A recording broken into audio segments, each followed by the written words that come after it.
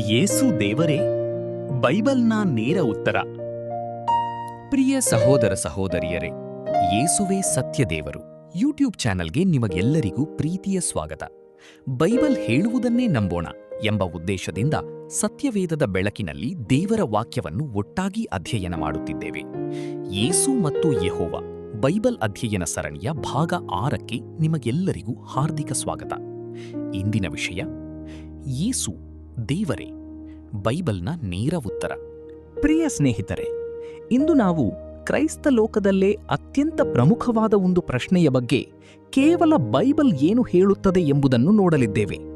ಯಾರ ಅಭಿಪ್ರಾಯವೂ ಅಲ್ಲ, ಯಾವ ಪಂಗಡದ ಬೋಧನೆಯೂ ಅಲ್ಲ, ಬೈಬಲ್ ತಾನೇ ಏನು ಹೇಳುತ್ತದೆ ಎಂಬುದನ್ನು ಮಾತ್ರ ನೋಡೋಣ. ಕೆಲವರು ಹೇಳುತ್ತಾರೆ ಯೇಸು ದೇವರಲ್ಲ, ಇನ್ನೂ ಕೆಲವರು ಹೇಳುತ್ತಾರೆ ಯೇಸುವೇ ದೇವರು. ಹಾಗಾದರೆ ಸತ್ಯ ಯಾವುದು? ನಾವು ಯಾರ ಮಾತನ್ನೂ ನಂಬಬಾರದು, ಬೈಬಲ್ ಹೇಳುವುದನ್ನೇ ನಂಬೋಣ. ಬೈಬಲ್ನ ಸಾಕ್ಷಿ 1 ಯೋಹಾನ 1:1. ಆದಿಯಲ್ಲಿ ವಾಕ್ಯವಿತ್ತು, ಆ ವಾಕ್ಯವು ದೇವರ ಬಳಿಯಲಿತ್ತು, ಆ ವಾಕ್ಯವು ದೇವರಾಗಿತ್ತು. ಈ ವಚನವನ್ನು ಮತ್ತೊಮ್ಮೆ ಗಮನಿಸಿ. ಆ ವಾಕ್ಯವು ದೇವರಾಗಿತ್ತು. ಆದರೆ ಇಲ್ಲಿ ಒಂದು ಪ್ರಶ್ನೆ ಇದೆ. ಈ ವಾಕ್ಯ ಯಾರು? ಬೈಬಲ್ ನಮಗೆ ಊಹೆ ಮಾಡಲು ಹೇಳುವುದಿಲ್ಲ, ಉತ್ತರವನ್ನು ತಾನೇ ಕೊಡುತ್ತದೆ. ಬೈಬಲ್ನ ಸಾಕ್ಷಿ 2 ಯೋಹಾನ 1:14. ಆ ವಾಕ್ಯವು ನರಾವತಾರವಾಗಿ ನಮ್ಮ ಮಧ್ಯದಲ್ಲಿ ವಾಸ ಮಾಡಿದನು. ಇದೀಗ ಬೈಬಲ್ ಸ್ಪಷ್ಟವಾಗಿ ಹೇಳುತ್ತದೆ, ಮೊದಲ ವಚನದಲ್ಲಿ ದೇವರಾಗಿದ್ದ ಆ ವಾಕ್ಯವೇ ಮಾನವನಾಗಿ ಈ ಲೋಕಕ್ಕೆ ಬಂದನು. ಆ ವಾಕ್ಯವೇ ಯೇಸು ಕ್ರಿಸ್ತನು.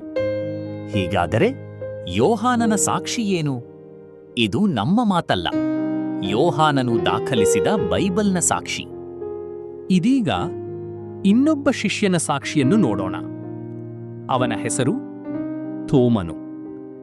ಮೊದಲು ಅವನು ನಂಬಲಿಲ್ಲ, ಆದರೆ ಪುನರುತ್ಥಾನಗೊಂಡ ಯೇಸುವನ್ನು ಸ್ವತಃ ನೋಡಿದಾಗ ಅವನ ಬಾಯಿಂದ ಬಂದ ಮಾತುಗಳನ್ನು ಗಮನಿಸಿ.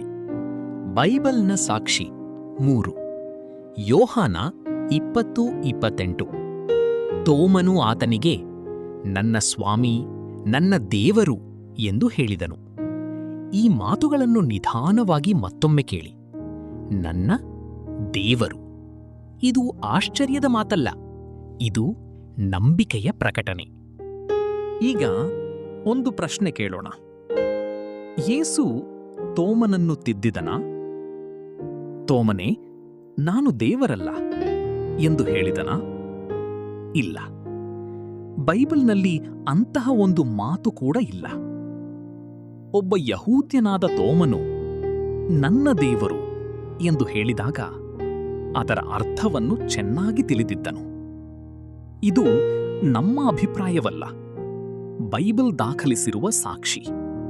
ಬೈಬಲ್ನ ಸಾಕ್ಷಿ 4 ತೀತ 2:13. ಭಾಗ್ಯಕರವಾದ ನಿರೀಕ್ಷೆಯನ್ನು, ಅಂದರೆ ಮಹಾದೇವರ ಮತ್ತು ನಮ್ಮ ರಕ್ಷಕನಾದ ಯೇಸುಕ್ರಿಸ್ತನ ಪ್ರಭಾವದ ಪ್ರತ್ಯಕ್ಷತೆಯನ್ನು ಎದುರು ನೋಡುತ್ತಾ. ಈಗ ಅಪೋಸ್ತಲ ಪೌಲನ ಸಾಕ್ಷಿಯನ್ನು ಕೇಳೋಣ. ಅವನು ಯೇಸುಕ್ರಿಸ್ತನನ್ನು ಮಹಾದೇವರು ಎಂದು ಕರೆಯುತ್ತಾನೆ. ಮಾತ್ರವಲ್ಲ, ನಮ್ಮ ರಕ್ಷಕನು ಎಂದೂ ಕರೆಯುತ್ತಾನೆ.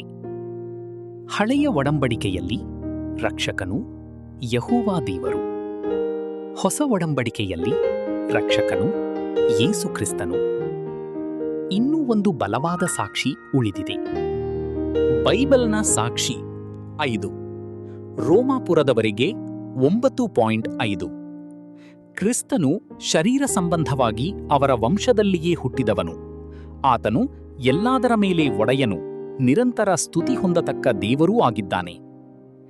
ಈ ವಚನದಲ್ಲಿ ಅಪೋಸ್ತಲ ಪೌಲನು ಯೇಸುಕ್ರಿಸ್ತನ ಬಗ್ಗೆ 2 ವಿಷಯಗಳನ್ನು ಹೇಳುತ್ತಾನೆ.